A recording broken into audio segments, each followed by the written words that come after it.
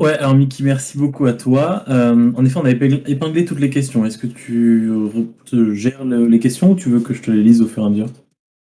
Euh, Bah écoute, après j'ai mes deux écrans, hein, mais il y a Ok, pas mal de choses. je te laisse gérer. Elles sont toutes épinglées, donc tu peux descendre tout en bas. J'ai Ok. supprimé tous les anciens messages épinglés, tous les anciens messages épinglés, donc il y a plus que ce qui te concerne. Ah bah nickel, ah bah parfait. Alors du coup, je commence par la fin. Alors, eunomie, du coup, après le cercle, il y a des choses. Donc je suppose que tu parles de la première, du coup, la première slide au niveau du cercle.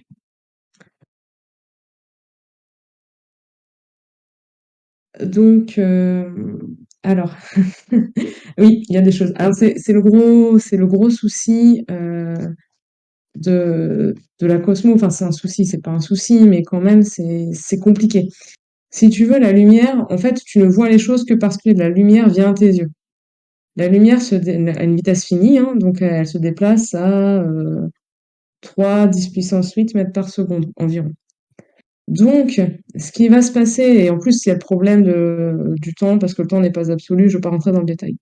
Donc, ce que tu regardes, en fait, tu peux pas regarder au-delà d'une certaine limite, parce que la lumière t'est pas encore parvenue, tout simplement. C'est-à-dire que ben, si j'ai une galaxie qui est hyper, hyper loin, la lumière, le temps qu'elle arrive à mes yeux, ben, en fait, moi, je serai plus là. Et donc, c'est pour ça que donc là, l'image, en fait, représente ce qu'on peut voir. Sachant que ça changera, bah, par exemple, dans 10 ans, ça aura changé, dans 20 ans, ça aura changé. Donc, normalement, il y a quelque chose, mais c'est très, très compliqué. Voilà, voilà. Je sais pas si ça a répondu à ta question.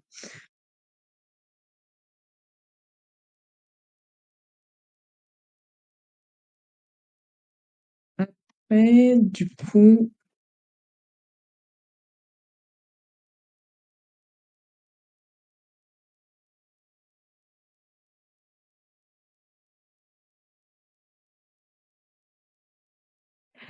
ok. Ok. Du coup, pour donc Walter White, quelle est la forme de l'univers? Ça fait partie d'une question sur les structures. Alors, la forme de l'univers,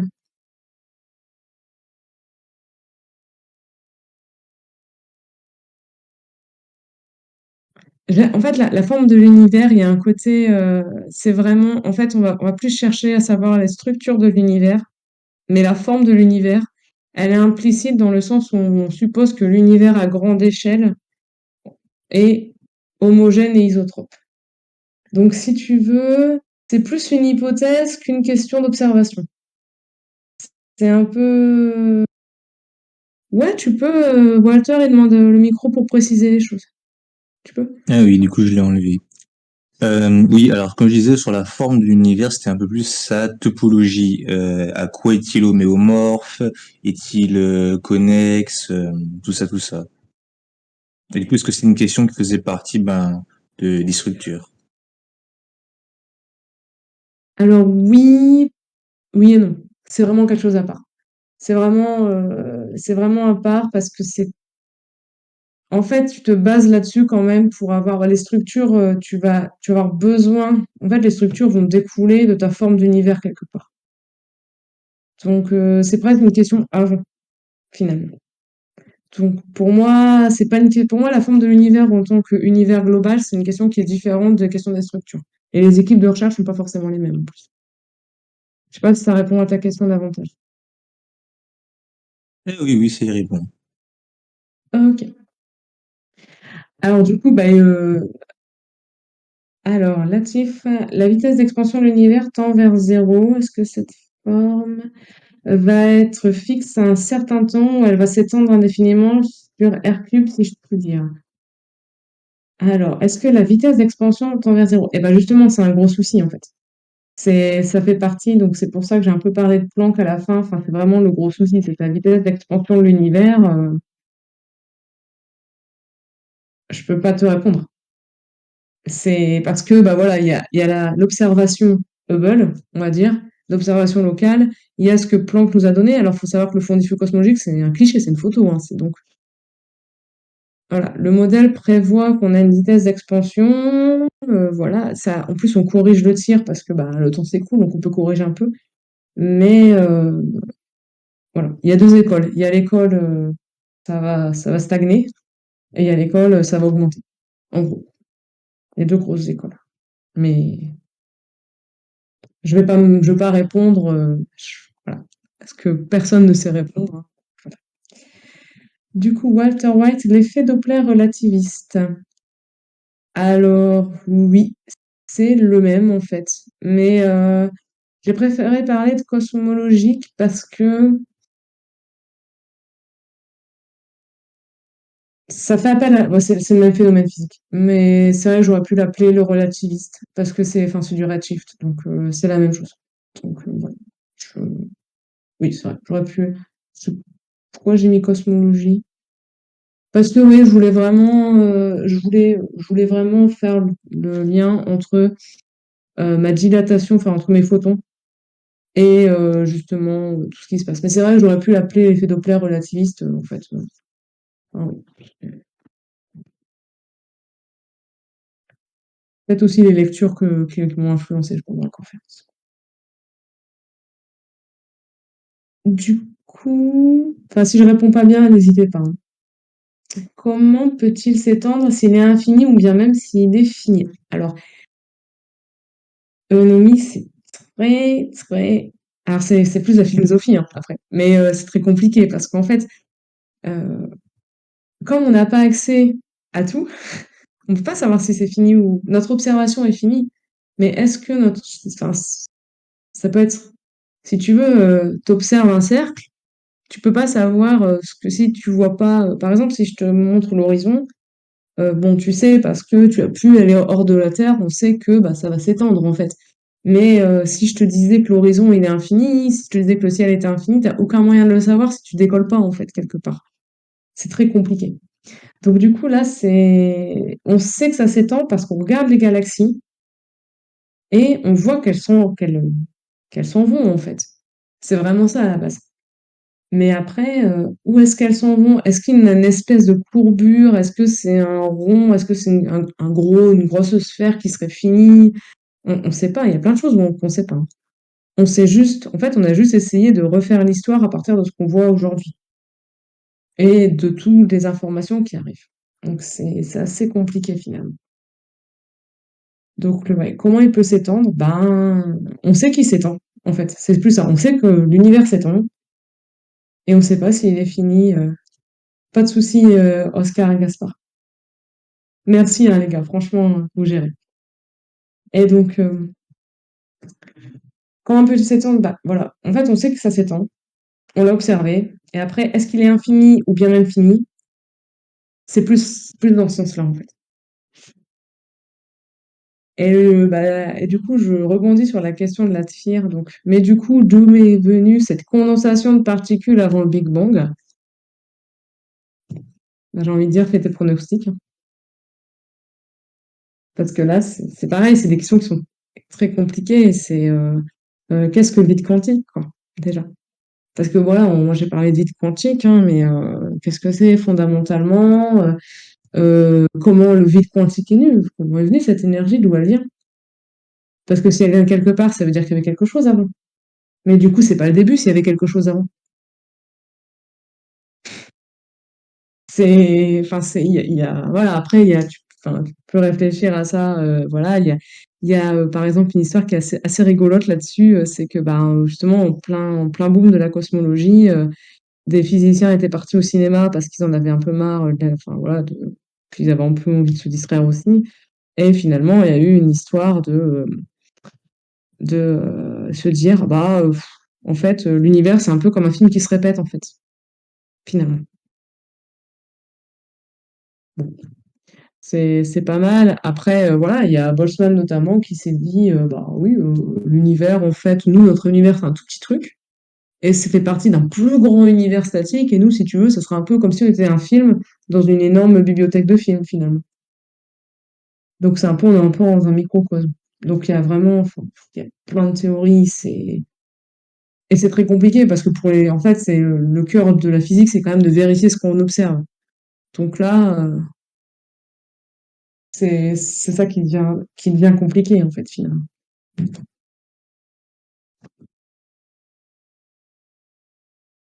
Lola, du coup, j'ai pas compris une chose. On dit que l'univers est en expansion, donc ça veut dire que l'univers grossit, qu'il fabrique de la matière, et si l'univers grossit, ça veut dire que tout grossit.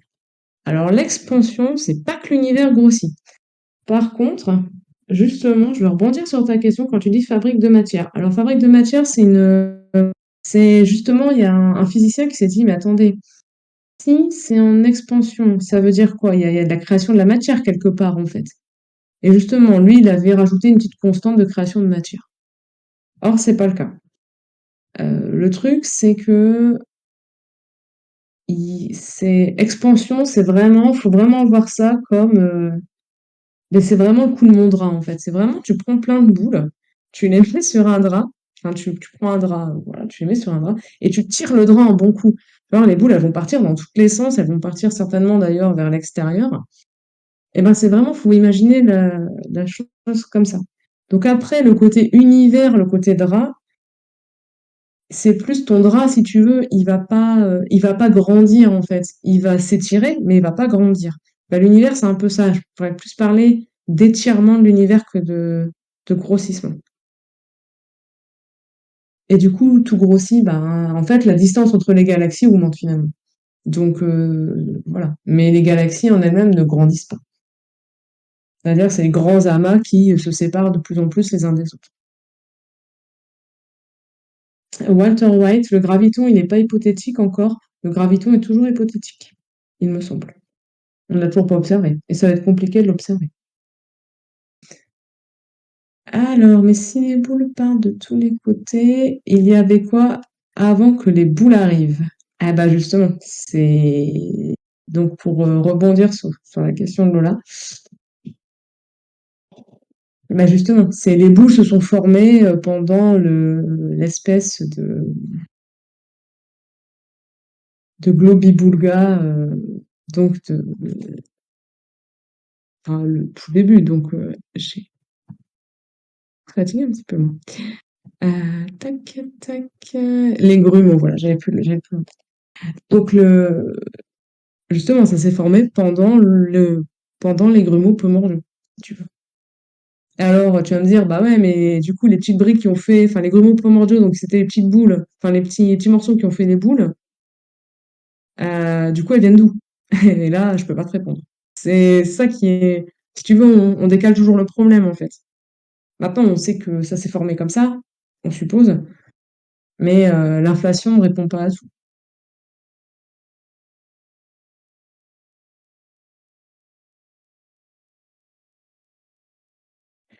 Ouais, l'image, elle présente. Alors, l'image, pour répondre à Walter White, du coup, l'image que j'ai présentée sur la physique des particules, euh, en fait, si tu veux, ça fait partie du modèle standard.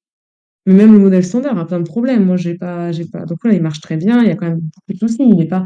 Le modèle standard pose énormément de soucis. Donc, si tu veux, quand on présente un modèle, on présente tout le modèle. Donc, le graviton en fait partie. Voilà. D'ailleurs, le boson de Higgs, c'est pareil, il était dessus. Bon, ça fait pas super longtemps qu'il a été, enfin, qu'on a prouvé son existence. Ensuite, alors, Eunomie, donc il y a deux questions. La première, il y a beaucoup de controverses au niveau des cosmologistes, je suppose. Oui, oui, oui, bah oui, parce que en fait, c'est compliqué. Parce que justement, il y a donc déjà il y a les relativistes, il y a plein d'écoles différentes. Et oui, il y a pas mal de controverses. Après, voilà, c'est un petit peu une conférence en cosmologie. Alors, j'en ai jamais faite, donc c'est vraiment là, des paroles rapportées de, on va dire, de collègues qui sont cosmologistes. Mais c'est, oui, alors, toi, ton petit modèle, qu'est-ce que ça donne? T'as fait ta petite constante en relativité? Ah oui, non, mais chez moi, ça marche pas. Moi, je suis en physique quantique, j'ai pas déterminé ça. Enfin, c'est vraiment, enfin, le souci, le premier souci, déjà, rien qu'en termes de théorie, c'est que tu as deux théories qui n'ont pas les mêmes bases, en fait. Enfin, pas les mêmes manières de réfléchir. Donc, forcément, tu vas avoir des controverses. La grosse controverse qui est connue, c'est théorie des cordes et gravitation quantique à boucle, par exemple. C'est tout ce qui est théorie du tout. Et là, Voilà, après, quand tu rentres dans la théorie des cordes, c'est pareil. Enfin, il y a énormément de choses. Parce que justement, ça devient, entre guillemets, on rajoute de plus en plus de paramètres, on rajoute de plus en plus de choses à expliquer. Et la théorie, elle doit être d'une seule partie. Donc, forcément, c'est très, très compliqué. Et du coup, est-ce que dans l'histoire de la cosmologie, il y a eu des évocations non scientifiques telles que des raisons divines? Qu'en penses-tu? Alors, j'ai une anecdote là-dessus de Albert Einstein, qui était complètement hermétique à la religion. Et en fait, le fait qu'il ait toujours pensé l'univers, en fait, pendant des années, il ait soutenu que l'univers était comme ça, il avait été comme ça, et il sera toujours comme ça. La raison, elle était purement personnelle, elle était purement anti-religieuse. Pas anti-religieuse, mais en tout cas, il y avait vraiment le côté religieux. En fait, lui, il ne pouvait pas admettre que c'était un... En fait, pour lui, dire qu'il y avait un début et une fin, ça sous-entendait qu'il allait avoir un Dieu créateur qui allait créer quelque chose et que ça allait, voilà, que ça allait exploser. Et ça, en fait, il supportait pas. Et donc, c'est pour ça qu'il a soutenu ça. Donc voilà, donc bon, en même temps, Einstein, c'est Dieu ne joue pas au dé, hein, donc voilà, voilà, Einstein avait vraiment ce côté très, je ne veux pas que ça soit, je ne veux pas que la science ressemble à quelque chose de divin.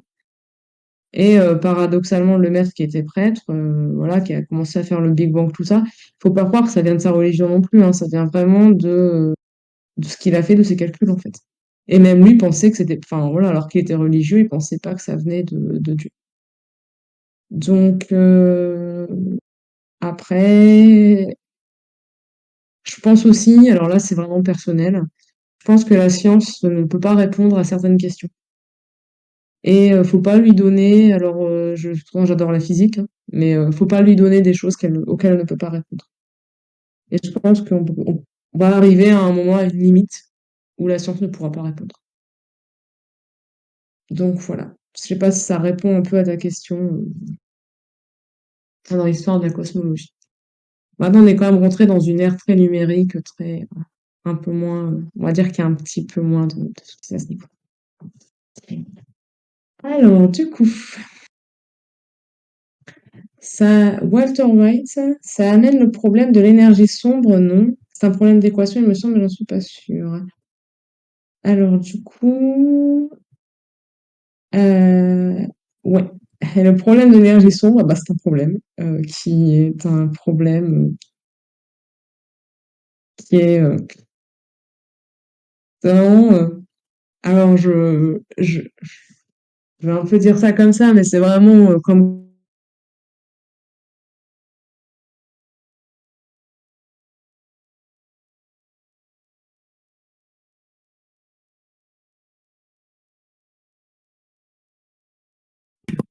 Alors rassurez-vous, si vous n'entendez plus Mickey, Donc je crois voilà, qu'on a... après, Ah, Mickey, on t'a perdu au début de ta réponse. c'est vrai? On t'a Là, perdu vous il y a 10 secondes, m'entendez? là. Ouais, on t'a C'est perdu il vrai? y a 10 secondes. On t'entend, là. C'est bon? Oui. Ok. Donc du coup, je vais reprendre la réponse. Ouais. Alors en fait, le truc, c'est que... Ah, d'accord. Ok. D'accord. C'est parce que mon portable, il s'est coupé. Euh, Donc, euh, ouais. Donc en fait, vraiment, c'est le problème d'énergie sombre, c'est vraiment tu rajoutes quelque chose, quoi. Et ça résout un problème, ça en pose d'autres, en fait. C'est un problème, ouais, c'est un problème de conservation. À chaque fois, il y a toujours une conservation de quelque chose dans l'histoire. Et voilà, donc voilà, problème d'énergie sombre, t'es obligé pour que le modèle soit cohérent et qu'il converge, t'es obligé de rajouter ça en fait. Et du coup, ben, t'as des soucis parce que ben, tu rajoutes quelque chose que tu supposes que ça existe ou pas. Alors, Zinedine, tu as bien compris ce qu'était l'effet Doppler cosmologique ou relativiste. Est-ce que tu pourrais me le réexpliquer? Alors, du coup,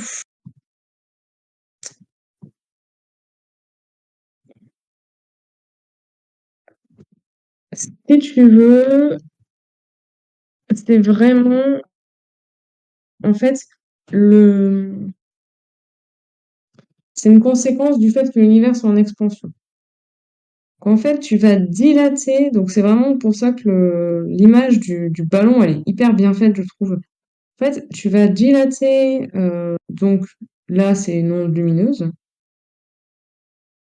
Et finalement, tu vas dilater une onde. Et en fait, une onde, ça se caractérise par une longueur d'onde et une fréquence. Et donc, en fait, le fait de dilater comme ça l'onde, finalement, j'aime bien cette image parce que justement, on voit bien le carré. Enfin, c'est vraiment, tu dilates ta feuille et c'est vraiment ça, hein. Et du coup, bah, au niveau de ton amplitude, ça veut dire au niveau de ta distance entre le haut de la courbe et le bas, bah, elle va être beaucoup plus petite si tu dilates, en fait. Et ben, finalement, le fait qu'elle soit plus petite, tu vas diminuer ta longueur d'onde et du coup, tu vas aller vers le rouge. Voilà. Et le fait que ça se dilate comme ça, bah, c'est l'univers en expansion. Je vais essayer, écoute. Je suis pas sûre d'y arriver, chocolat, Karel. Tac. Hop. Ah, je peux pas. Là, je suis au max du chez Max, là. Enfin, je suis en train de regarder, mais je suis au max de chez Max. Donc, je me rapproche, voilà, un peu plus. Espérons que t'entends un peu mieux.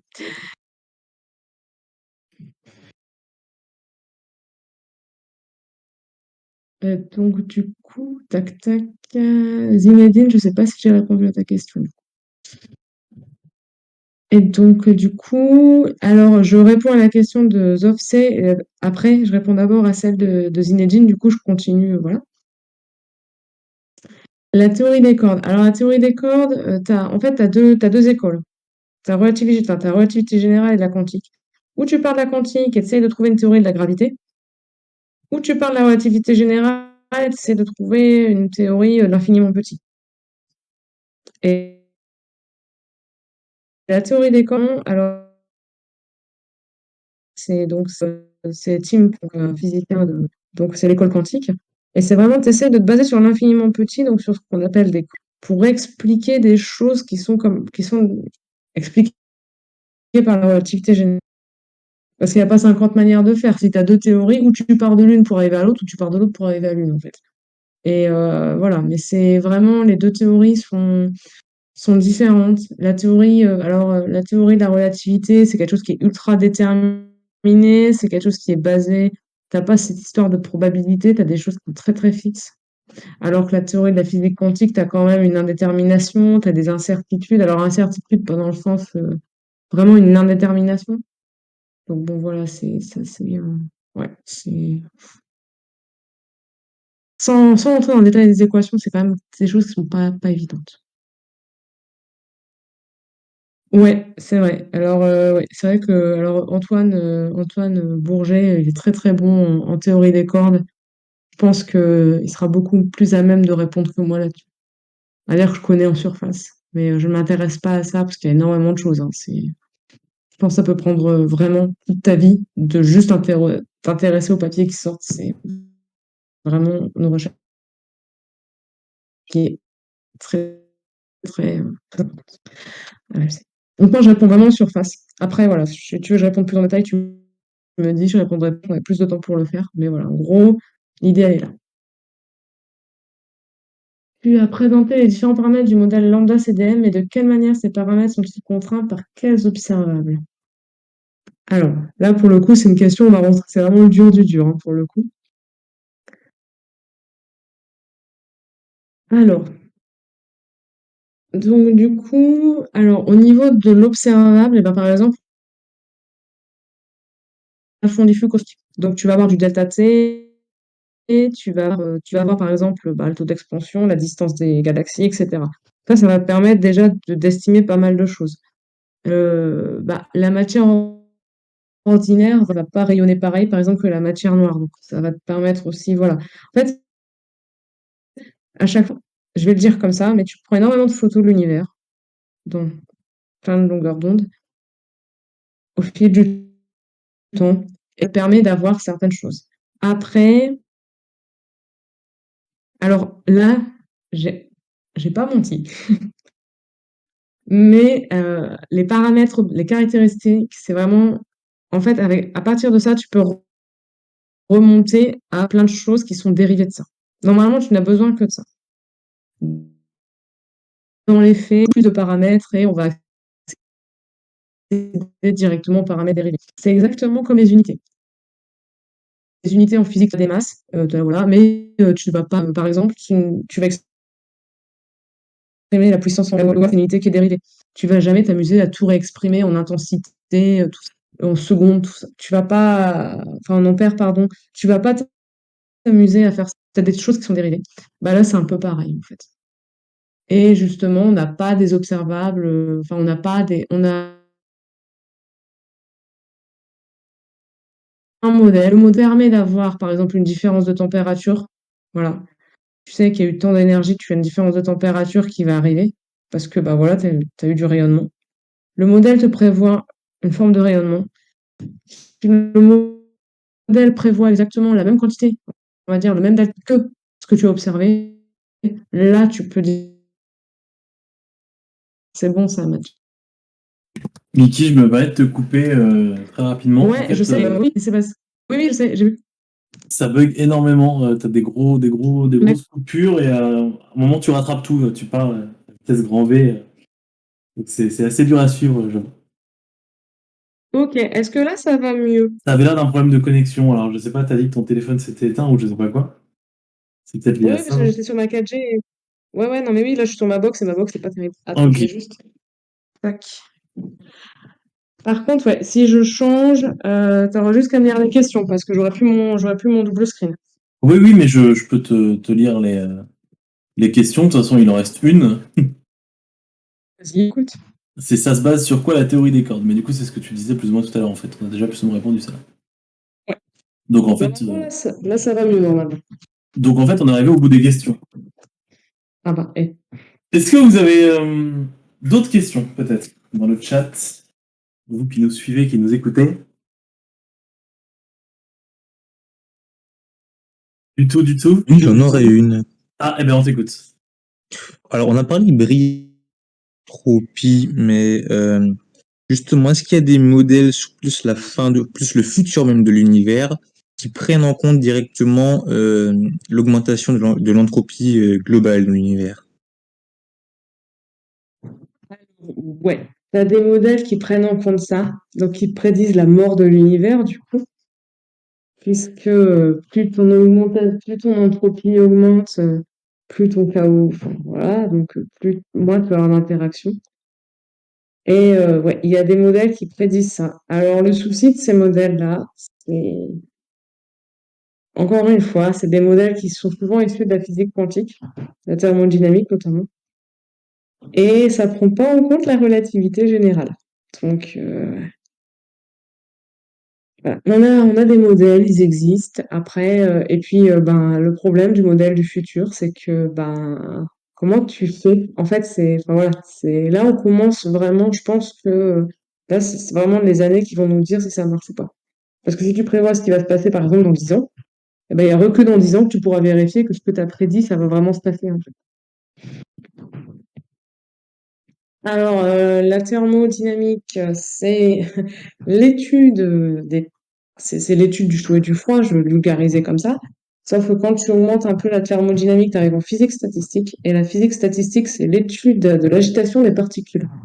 Sauf que les particules sont régies par la physique quantique. Donc les deux vraiment sont vraiment liés, hein.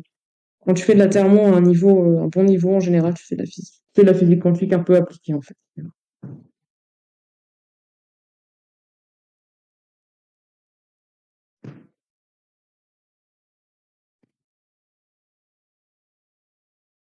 Est-ce que vous avez d'autres questions?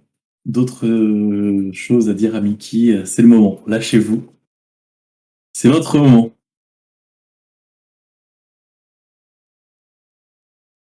C'est exactement ça, sauf c'est vraiment la physique statistique à l'échelle macro, la thermo. Ouais. C'est exactement ça. Je viens de penser à une question. Du coup, ce serait sur les structures. Est-ce qu'il y a des choses, notamment avec les trous noirs? Est-ce que justement il y a des théories ou même des modèles qui prennent en compte les structures de l'univers, mais avec les trous noirs, sur les connaissances qu'on a sur les trous noirs, et qui vont essayer de donner un modèle par rapport à ça? Un trou noir, c'est une étoile qui est énorme et qui a pété un peu comme un ballon, quoi. Prends un ballon de baudruche, tu l'exploses, voilà. Si c'est assez énorme, pouf, ça fait un trou noir. Donc en gros, c'est ça. Alors les trous noirs, c'est donc le prix Nobel. Alors c'est le prix Nobel, du coup, le dernier prix Nobel a été décerné à Messire Penrose et les autres, je ne me rappelle déjà plus.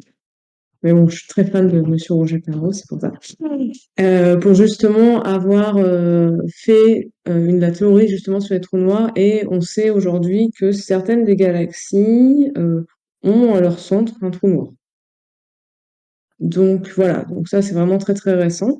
Ça fait partie, donc ça fait pas partie de la cosmologie en tant que telle, quelque part, parce que ben, c'est une étude, voilà, les trous noirs, c'est, on va dire, c'est un objet astronomique qui est vraiment étudié à part entière par des équipes qui sont spécialisées dans le trou noir. Et voilà. Puisqu'en fait, le trou noir a posé exactement les mêmes soucis que la cosmos, c'est-à-dire que tu as le problème de décrire un objet qui attire tout sur son passage, dont la gravité est absolument gigantesque, mais en même temps, tu as le côté physique quantique parce qu'elle est très petite particule. Et il faut relier les deux. Et le trou noir, ben, en ce moment, on ne sait pas ce qui se passe à l'intérieur d'un trou noir. Il y a notamment Stephen Hawking et sa fameuse théorie d'évaporation des trous noirs qui n'a pas été validée. Enfin, voilà, on ne sait pas si c'est vrai ou pas. Donc, il y a aussi la théorie, comme disait Walter White, du trou blanc. Et alors là, c'est pareil, on ne sait pas. Il y a beaucoup de choses qu'on ne sait pas hein, sur les trous noirs. C'est quelque chose qui est vraiment voilà. Et l'observation d'un trou noir, c'est quand même pas quelque chose de si vieux que ça, hein. Donc, c'est des objets qui sont compliqués, qui sont quand même pas très facilement observables, hein, on va pas se mentir. Donc, comment dire? Ça fait partie. Donc, quand je te dis oui, c'est au centre des galaxies, tout ça, donc là, il y a vraiment le côté structure de la galaxie, structure des espaces, etc. Donc là, on rentre vraiment dans le côté cosmologique du truc. Maintenant, voilà, c'est le prix Nobel de cette année, donc c'est quand même entre guillemets, c'est encore un domaine c'est un domaine qui bouge beaucoup, hein, pour le coup.